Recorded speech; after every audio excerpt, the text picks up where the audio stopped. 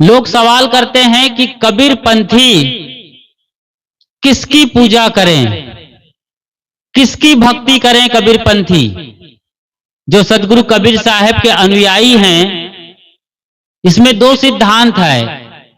एक पौराणिक कबीर पंथी हैं, दूसरे पारख कबीर पंथी हैं। पारखी और पौराणिक। पौराणिक चमत्कार रूप से कबीर साहब को मानते हैं, जानते हैं, आसमान से उतरे कहते हैं और बड़े चमत्कारी बताते हैं। कबीर साहब को कुछ भी कर सकते हैं। अनंत ब्रह्मांड नायक, ब्रह्मा विष्णु महेश के गुरु बताते हैं उन्हें। सभी देवताओं के बारे में कहा जाता है कि वे 33 कोटि देवता यदि हैं, देवी देवा, तो सब सदगुरु कबीर साहब को दंडवत करते हैं, उनके सामने सर झुकाते हैं। ये पौराणिक कबीर पंथियों की मान्यता है। वहीं पारक सिद्धांत ये कहता है कि कबीर साहब अपने माँ बाप से जन्म लिए थे, जिस तरीके से हम लोग दुनिया में आए हैं, ठीक इसी वैज्ञानिक सिद्धांत के तरीके से माँ बाप के जरिए ही कबीर साहब आए थे। ये अलग बात है कि उनके माँ बाप का पता नहीं चला। तो कबीर पंथी किसकी पूजा करें? क्या कबीर साहब की पूजा करें? क्या इतने तल्लीन और भक्तिमय हो जाएं कि कबीर साहब कुछ साल बाद उन्हें साक्षात दर्शन देंगे? एक भक्त प्रयागराज के कबीर पारक संस्थान आए, शायद ये प्रीतम नगर की बात है, पुराने आश्रम की। सदगुरु अभिलाष साहब बैठे हुए थे अपने बिस्तर के आसपास, अपनी गद्दी पर, लोगों से मिलते थे, वहां बैठे थे बैठक में। एक व्यक्ति आया और कहा, गुरुदेव जी मैं धन्य हो गया। गुरुदेव जी भी थोड़ा रोमांचित हुए, धन्य हो गया। तो वो बात अपनी आगे सुनाए कि मैं धन्य हो गए गुरुदेव, आज रात में कबीर साहब ने मुझे साक्षात दर्शन दिया। तो गुरुदेव जी ने कहा कि आप तो धन्य हुए नहीं हुए आप जानते होंगे, लेकिन मैं तो आपको देखकर, आपके दर्शन कर धन्य हो गया कि आपको कबीर साहब ने दर्शन दिए हैं। ये बहुत बड़ी बात साहब बोल रहे थे। तो हमें यह समझना होगा कि कबीर पंथियों को किसकी पूजा करनी चाहिए। जबकि एक तरफ सदगुरु कबीर साहब कहते हैं अपनी रचनाओं में, पाहन पूजे हरि मिले तो मैं पूजूं पहाड़, याते तो चाकी भली पीस खाए संसार। साहब कहते हैं पाहन पूजे हरि मिले। यदि पत्थर की, पहाड़ की पूजा करने से, पाहन पूजे हरि मिले, पत्थर की मूर्तियों की पूजा करने से यदि सचमुच में भगवान हरि परमात्मा मिलते हैं, तो मैं पत्थरों के पहाड़ का, बहुत बड़ी बात कर रहे हैं, क्रांति की बात है साहब, समझिए इस बात को कि मैं पहाड़ की क्यों ना पूजा करूं फिर, यदि भगवान मिल जाते हैं पत्थर पूजने मात्र से। तो साहब कहते हैं ऐसा संभव नहीं है, इसलिए बेहतर यह होगा याते तो चाकी भली, याते तो चाकी भली चक्की जाता। जिसके दो पार्ट में से आप अनाज को पीसते हैं, साबुत अरहर की दाल बना देते हैं, गेहूं का आटा बना देते हैं, उस चक्की की पूजा करनी चाहिए। पीस खाए संसार, जहां पर अनाज पीस करके लोग रोटी बनाकर खाते हैं। कितनी बड़ी बारीक बात कर रहे हैं साहब। इंकार नहीं कर रहे हैं कि पत्थर की पूजा मत करो। और कल अयोध्या में क्या हुआ,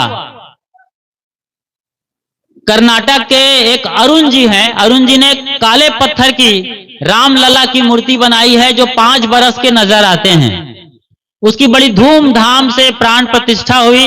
प्रधानमंत्री मोदी साहब एकदम सरेंडर हो गए, दंडवत, डंडे की तरीके से, लाठी के तरीके से अपने आप को बिछा दिए वहां। और वो कह रहे थे कि ईश्वरीय चेतना के साक्षित्व में मैंने ये जाना, समझा और पाया, और पंडितों के साथ मिल करके वहां पर रामलला की प्राण प्रतिष्ठा हुई। सामाजिक दृष्टिकोण से, राष्ट्रीय दृष्टिकोण से, राष्ट्रीय संप्रभुता के लिए मैं भी समझता हूं और जानता हूं कि बहुत बड़ी घटना हुई है, जो एक हिसाब से बढ़िया संदेश दे रहा है पूरी दुनिया को, देश की ओर से। यदि इसे केवल राजनीतिक या पार्टी के संदर्भ में ना देखा जाए तो बहुत बड़ी बात हुई है हमारे देश में। तमाम फिरके के लोग आए, हर मत मजहब और परंपरा के मतावलंबी लोग आए, खिलाड़ी आए, नाचने गाने वाले बॉलीवुड के सितारे आए, राजनीतिक हलकों से लोग आए थे, शैव शाक्त और सन्यासी अखाड़े वाले सभी तरह के संत गुरुजन पधारे हुए थे। कबीर पंथ से भी गुरुजन वहां पर पहुंचे हुए थे।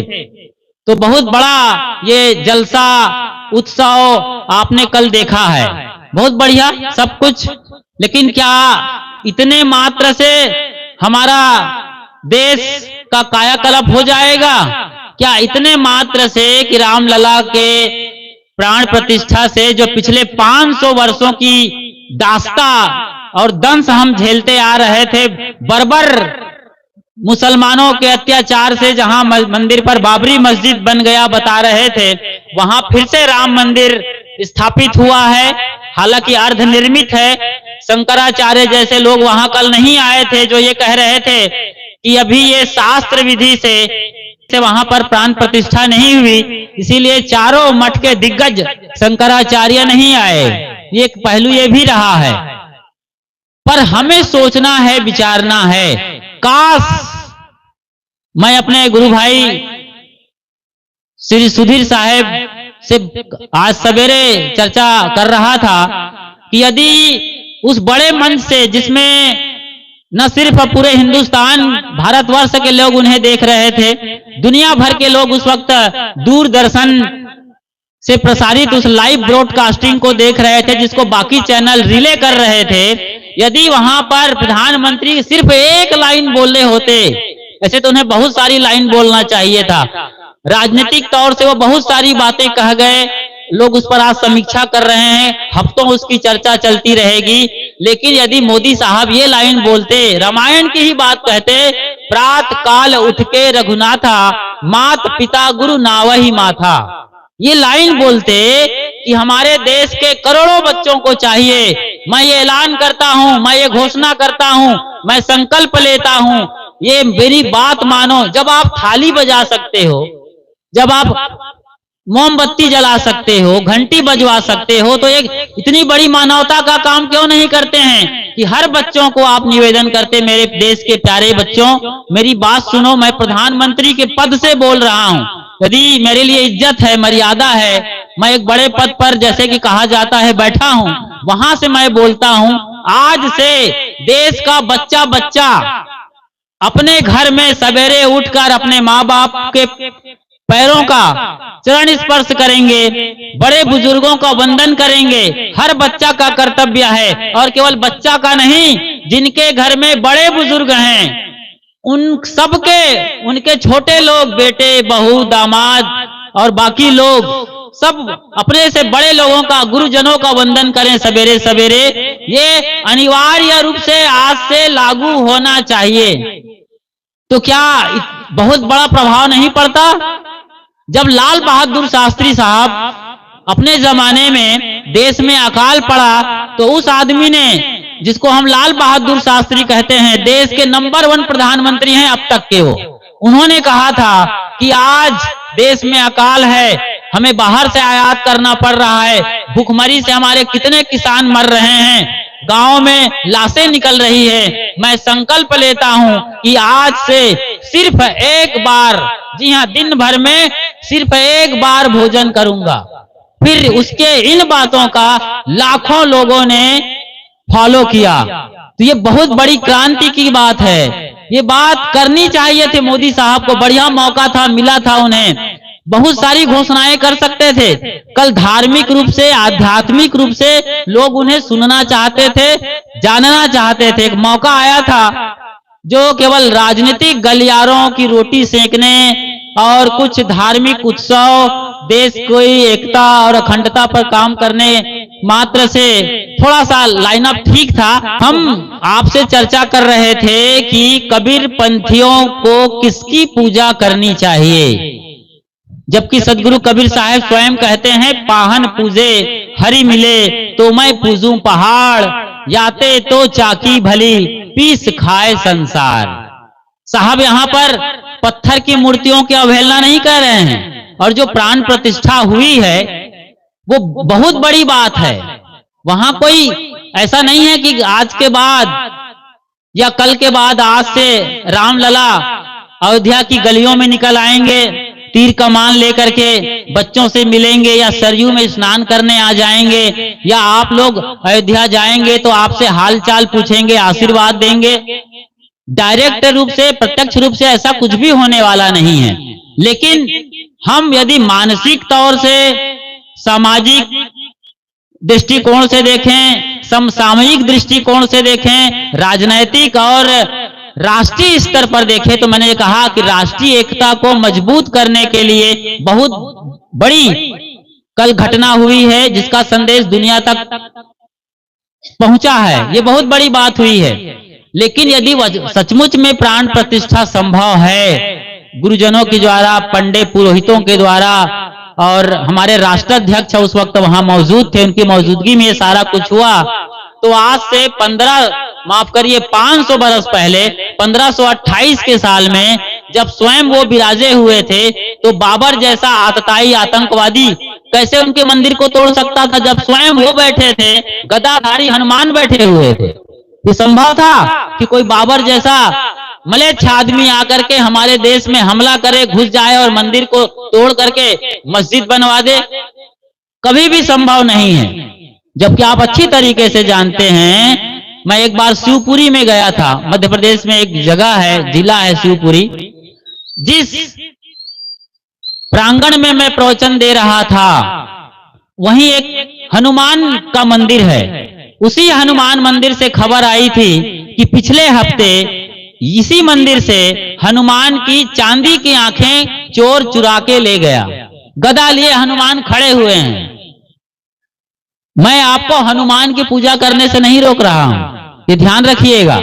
यदि आप 33 करोड़ हैं आपके देवी देवा, यदि वो 66 करोड़ के भी होंगे तो उनकी पूजा आप जरूर करिए।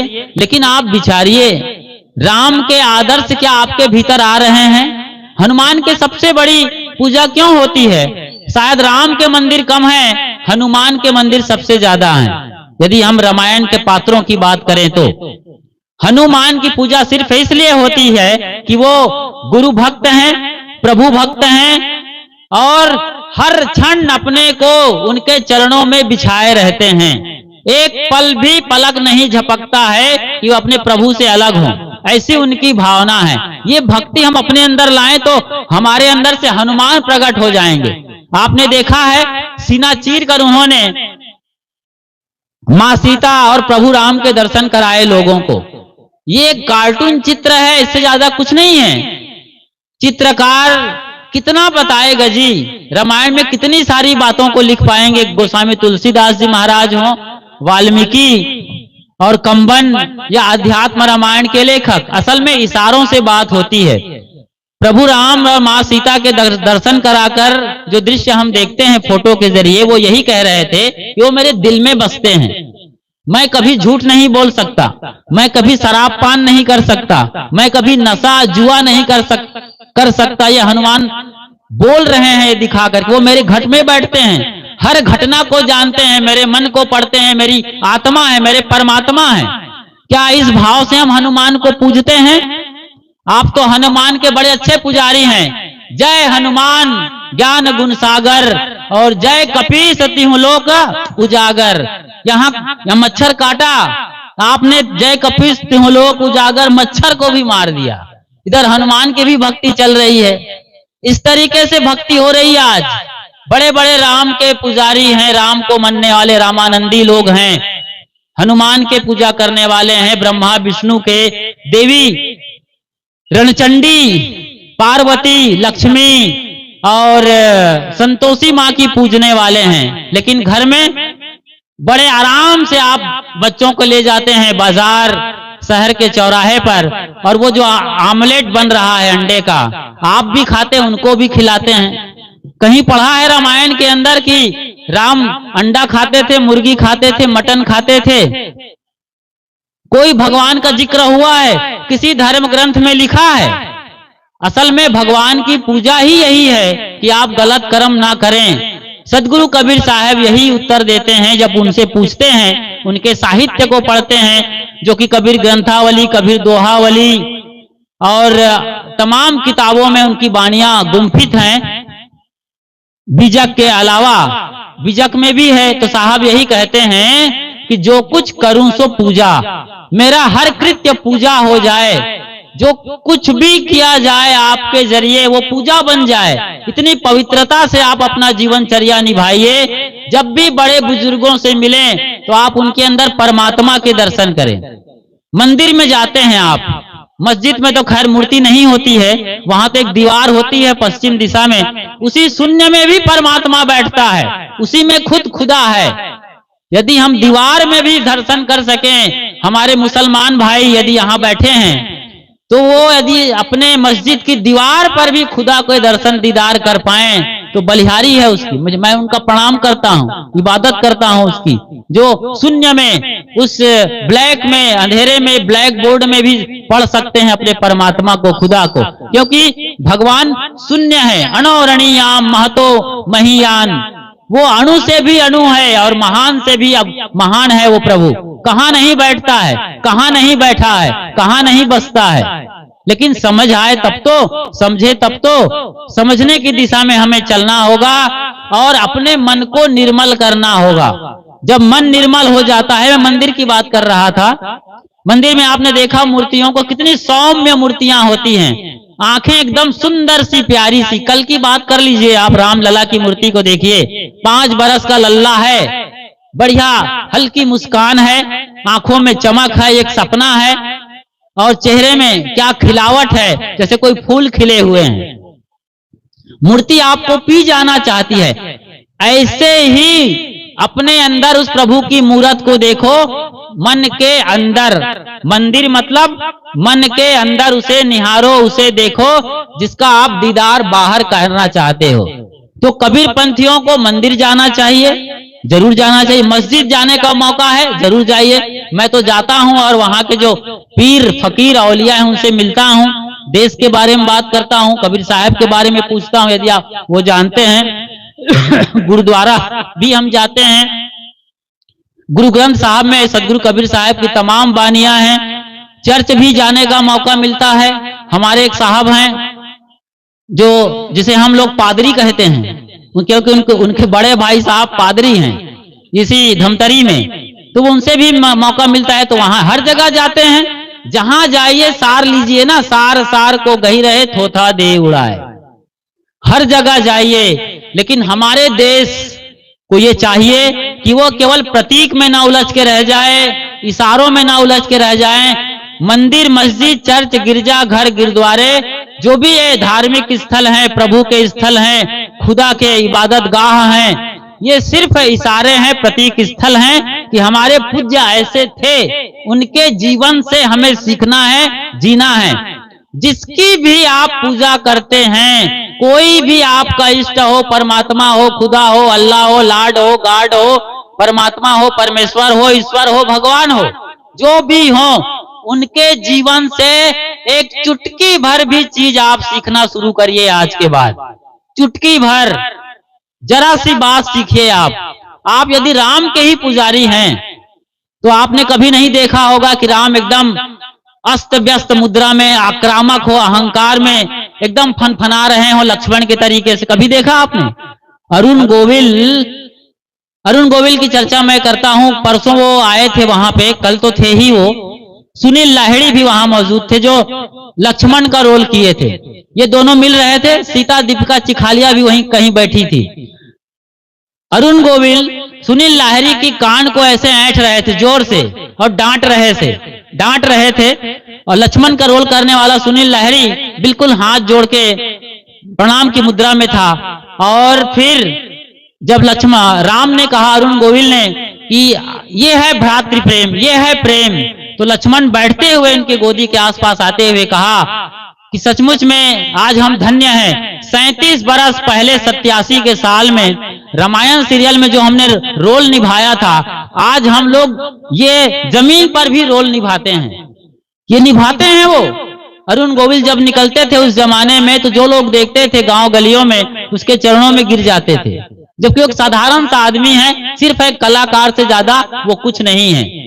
सुनिए, सोचिए जरा, राम के रोल को जो आदमी मुस्कुरा कर निभा रहा है, बढ़िया गंभीर और हंसमुख संवाद अदायगी को पेश कर रहा है, उन्हें हम भगवान मान लेते हैं। क्या हम ऐसे मुस्कुरा नहीं सकते? अपने दुश्मन के सामने, अपने पति के सामने, पत्नी के सामने, जेठ के सामने, सास ससुर और पड़ोसियों के सामने आप ऐसा करिए ना। आपके दुश्मन भी आपको गले लगाने को तैयार हैं। ऐसा करिए तो सही। यही सचमुच में प्रभु की भक्ति है, राम की भक्ति है, राम लला की भक्ति है और अपने अपने परमात्मा की सच्ची पूजा है। यही कबीर साहब कह रहे हैं, पाहन पूजे हरि मिले तो मैं पूजूं पहाड़, याते तो चाकी भली पीस खाए संसार। और आप पत्थरों में जा रहे हैं, पहाड़ों में जा रहे हैं, ऊंचाइयों पर देवी के दर्शन कर रहे हैं, वहां पर निरीह और मुक्त प्राणियों की हत्या कर रहे हैं, बलि जरा सा 2 बूंद टपका रहे हैं, सारा बकरा और सारा ऊंट, देश के ये जो लोग हैं खाने वाले, सारा ऊंट और बकरे खुद गटक जाते हैं खून के साथ। ये हो रहा है देश में। भगवान के नाम पर इतना बड़ा अत्याचार। जो तोहरा है साचा देवा, खेत चरत क्यों ना लैया जी। सदगुरु कहते हैं कि आपके यदि भगवान सच्चे हैं तो वो चरते हुए प्राणियों को क्यों नहीं खा लेते हैं? क्यों आप बिचौलिए बने हो? क्यों आप एजेंट हो उसके? ये पुजारी धार्मिक एजेंट हैं जो अपना पेट भरने के लिए भगवान के नाम से आपको मांगते हैं। क्या जरूरत है? भगवान सर्व समर्थशाली हैं, सर्वज्ञ हैं, सर्वशक्तिमान हैं, सर्वव्याप्त हैं। क्या उन्हें भूख लगेगी तो मंदिर के पुजारियों की, आपके यहाँ जो बैगा ओझा सोखा है सहाड़ा देवा वाला, क्या उनकी जरूरत पड़ती है उन्हें? ये झूपने वाली माँ बहनें जो बाल को बिखेर कर झूम झूम करके कूद फांद मचाती हैं, इनकी जरूरत पड़ेगी भगवान को? आपके रणचंडी को, खप्पर वाली को? वो तो ऐसे तैयार बैठी है, खप्पर लिए जीभ निकाल करके लपलपा रही है। जब चाहे तब वो इशारे में बकरी मुर्गी क्या शेर को निगल के खा जाए। लेकिन ऐसा नहीं होता है। वो सब भगवान बड़े प्यारे हैं, वो बड़े धर्म को लिए बैठे हुए हैं, आपको संदेश देते हैं कि जैसा जीवन मैं जी के आया हूं। कितना प्रेम से भरे होंगे राम, जो सब बरसों प्रतीक्षा कर रही सबरी के यहाँ जब पहुंचे थे, इतने प्रेमाभूत थे, अभिभूत थे प्रेम से कि उनके जूठे बेर तक खा गए थे। कल्पना करिए कितना बड़ा उनका दिल रहा होगा, प्रेम रहा होगा कि समाज के अंत्यज, दलित, पतित, वंचित में से एक सबरी माता उसके जूठे बेर खाए थे, तब वो भगवान कहलाए थे।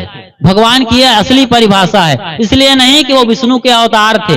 ये तो बाद में गढ़ दी जाती है जी। वो कोई लीला नहीं, ड्रामा करने नहीं आए थे धरती पर। वो जमीन पर जी रहे थे, रेंग रहे थे, छाले पड़े थे उनके पैरों के नीचे। अभी एक आया है AI, आर्टिफिशियल इंटेलिजेंसी, उसने एक तस्वीर निकाली है रामायण की, माफ करिए राम की। बड़े खूबसूरत लगते हैं, गोरे हैं, घुंघराले बाल हैं, चेहरे में चमक है, तेज है और नुकीली नाक है। AI की फोटो है। क्या राम ऐसे रहे होंगे जैसे आप देखते हो अपने घर में? एकदम चिकने चुपड़े चेहरा, खूबसूरत चेहरा, ना कोई दाढ़ी है ना कोई मूंछ है उसकी। ऐसे राम रहे हैं जी उनके? उनका कोई नाई लेके घूमता था क्या वो, जो रोज शेविंग कर रहा था उनका वो झाग बना बना करके? इतने खूबसूरत राम रहे? नहीं साहब, राम ऐसे नहीं थे। उनकी भी दाढ़ें निकली थी, मूंछें निकली थी और पैरों में बिवाइयां थी। इतनी सुंदर खूबसूरत नहीं थी सीता। जल जल करके बिल्कुल बदसूरत हो गई रही होंगी जब तक वो, क्या हालत हुई होगी उनका जब कोई उठा के ले गया था, क्या वो सोचती रही होगी। पूरे रामायण को आप देखते हैं, तमाम घटनाओं को देखते हैं, समझते हैं, तो सार को पकड़िए। यही साहब कहते हैं, जिसकी आप पूजा करते हैं उनके गुणों को अपने में धारण करना शुरू कीजिए। ये सच्ची पूजा है, ये सच्ची प्राण प्रतिष्ठा है। प्राण प्रतिष्ठा वहां अयोध्या के अंदर एक्चुअल में, रियल में हुई कि नहीं हुई एक अलग मुद्दा है। मैं भी इसी देश का नागरिक हूं और मुझे भी गर्व है कि हमारे देश में राम कृष्ण जैसे महान आत्माओं ने जन्म लिया है। उसके और पहले भी देखें हम, और गुरुजनों को याद करते हैं तो ऋषि ब्रह्मर्षि हुए हैं और महावीर बुद्ध, कबीर जैसे महान फकीर हुए हैं, सहजोबाई, मीराबाई, राबिया जैसी महान आत्माएं हुई हैं, अपाला, घोषा, गार्गी जैसे उच्च कोटि की आत्मज्ञानी महापुरुष महिला विद्वान हुई हैं, जिन्हें हमारे रोज वंदन, प्रणाम, वंदन, अभिनंदन करना चाहिए। आत्मज्ञान बांटा है। हमारे देश की सबसे बड़ी रचना है तो वो है उपनिषद। उनकी ऋचाओं को जिन्होंने लिखा है, आखिरी आत्मज्ञान वहां भरा हुआ है। अब एक थोड़ी छोटी सी बात बताते हुए मैं अपनी वाणी को विराम देता हूं। आपके बच्चे स्कूल जाते हैं, आजकल तो प्ले स्कूल भी चल गया है। अभी बच्चा ले दे के चलना भी शुरू नहीं किया है, प्ले स्कूल पहुंचा दिया जाता है। वॉकर के जरिए भी प्ले स्कूल चल रहा है। वहां दाइयां होती हैं, नाक, कान और बाकी चीजें वो साफ कर रही हैं उनकी। ठीक है, बच्चे खेल रहे हैं, झुंझुना पकड़ा दिया है। फिर KG1, KG2 ये शुरू, फिर पहली क्लास की बात आती है। पहली क्लास में जब बच्चा जाता है तो उन्हें पढ़ाया जाता है A for apple, A for apple, B for bat, C for cat, वो Z तक चला जाता है। 3 दिन 4 दिन पढ़ता है A फॉर एप्पल। कुछ बच्चे 6 दिन में सीख जाते हैं रियल एप्पल क्या है। कुछ बच्चे 6 महीने बाद अच्छी तरीके से समझ जाते हैं कि APPLE ये एप्पल वर्ड एप्पल नहीं है, ये शब्द एप्पल नहीं है, सेब नहीं है। ए का जो बिग लेटर है, स्मॉल लेटर है, ये भी एप्पल नहीं है। एप्पल की फोटो भी एप्पल नहीं है। वो बच्चा समझ जा रहा है। तो रियल एप्पल क्या है जी, वो जानता है। मेरे जो दादाजी या दादी लाती है ना मार्केट से लाल लाल इतना बड़ा, मम्मी पापा लाते हैं जब वो शहर बाजार जाते हैं, वो जो उसको खाता है एनर्जी मिलती है, ताकत मिलती है, पावर आता है, चमक आती है चेहरे में, रगों में खून दौड़ता है, प्योर खून, आंखों में चमक आ गई है, बढ़िया एहसास हो रहा है, तब उसे समझ में आता है कि रियल एप्पल ये है। समझ में आ रहा? बच्चे भी 6 महीने के अंदर अंदर समझ जाते हैं कि रियल एप्पल क्या है। और यदि वो ना समझे, दूसरे बरस भी A फॉर एप्पल पढ़ते रहें तो आप क्या करेंगे? पिटाई करेंगे, मारेंगे, टीचर को डांटेंगे, उसके मैम से मिलेंगे। दूसरा बरस भी A फॉर एप्पल से आगे जा ही नहीं रहा है, फिर आगे, मतलब ये सिलसिला ऐसे चलता रहा। दूसरे तीसरे बरस भी A फॉर एप्पल से आगे नहीं गया बच्चा, तो उसे आप पागल खाने के लिए सोचेंगे या बड़े से बड़े डॉक्टर से इलाज कराने की बात करेंगे। लेकिन आप लोग जब से शुरू किए हैं मंदिर में वही अटके हुए हैं, वही फूल चढ़ाना, वही नहलाना ठाकुर जी को, वही कपड़े बदलना और भोग लगाना। अरे रोज भोजन करा रहे हो, 56 भोग दे रहे हो, कभी सोचते हो कि भगवान जी को टॉयलेट लगी तो कभी बाथरूम टॉयलेट बनाए हो जी बगल में मंदिर में? विचार करिए, रोज रोज खिला रहे हो, कहां जाएंगे वो?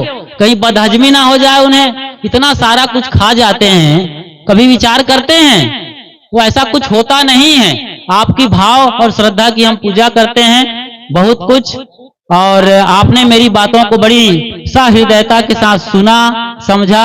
मैं ये कहना चाह रहा था कि आप भगवान जिसको भी मानते हैं उसकी पूजा प्रार्थना करिए, लेकिन उसके जीवन दर्शन से भी सीखिए और उनके संदेशों को जो रामायण में, महाभारत में, धर्म ग्रंथों में लिखा है, उनके जीवन संदेश को आप जब जीना शुरू कर देते हो। और कबीर साहब किसकी पूजा करना कहते हैं, वो ये बात ये है कि वो निर्मल मन होने के लिए कहते हैं। ये मन तो निर्मल भया जैसे गंगा नीर, पाछे पाछे हरि फिरे कहत कबीर कबीर। इसकी व्याख्या आप अच्छे तरीके से जानते हैं। फिलहाल यहीं पर मैं अपनी वाणी को विराम दे रहा हूं। बोलिए सदगुरु कबीर साहेब की जय। बहुत ही क्रांतिकारी रूप में हमने गुरु कबीर साहब जी के विचारों के माध्यम से श्रवण किया। पूरी भारतीय संस्कृति में 2 परंपराएं रही हैं। एक का नाम है ऋषि परंपरा और दूसरे को कहते हैं संत परंपरा। इसी को दूसरे ढंग से बात करें तो एक है ब्राह्मण परंपरा और दूसरा है श्रमण परंपरा। और इसी को और खुलासा करके बात करें तो एक है उत्तारवाद और दूसरा है अवतारवाद। दोनों में थोड़ा सा अंतर है। क्या अंतर है? ऋषि परंपरा जितने भी है ना, उग्र तपस्या करते हैं और जब विघ्न आता है तो श्राप देते हैं या आशीर्वाद दे देते हैं। सही कि नहीं? ये ऋषियों की परंपरा है। और आप संतों की परंपरा में जाएं तो आज तक कभी नहीं सोचेंगे या सुने हैं कि कोई संत जो है वो आपको अभिश्राप दिए हों, आपके साथ दुर्व्यवहार किए हों। कितनों जघन्य से अपराधी भी अगर संत के शरण में चला जाए, जिसका उदाहरण है अंगुलीमाल डाकू, रत्नाकर डाकू। रत्नाकर डाकू भी अगर संत के चरण में गए तो संत बन गए। इस संत की महिमा है, संत की परंपरा है। ऐसे ही अवतार और अवतारवाद और उतारवाद इसी से निकला है। जितने भी अवतारी हैं वो क्या करता है, संसार के जितने भी पापी हैं केवल उसको मारने का काम करते हैं। क्या करते हैं? मारने का काम करते हैं। याद रखिए, आप पुराण पढ़ लीजिए, कुरान पढ़ लीजिए, रामायण और महाभारत पढ़ लीजिए, जितने शास्त्र सब अध्ययन करके देख लीजिए, अवतारवाद की चर्चा वहां होती है। जो भी पापी है सबको मारने का काम करते हैं। भगवान में सब शक्ति तो है, लेकिन सुधारने की शक्ति, लेकिन संतों की बड़ी महिमा रही है। संत मारने में विश्वास नहीं करते, सताने में विश्वास नहीं करते। संतों की बड़ी कृपा रही है, संत सुधारने में बल देते हैं और संत के जो भी शरण में जाते हैं वो सुधर के जाते हैं।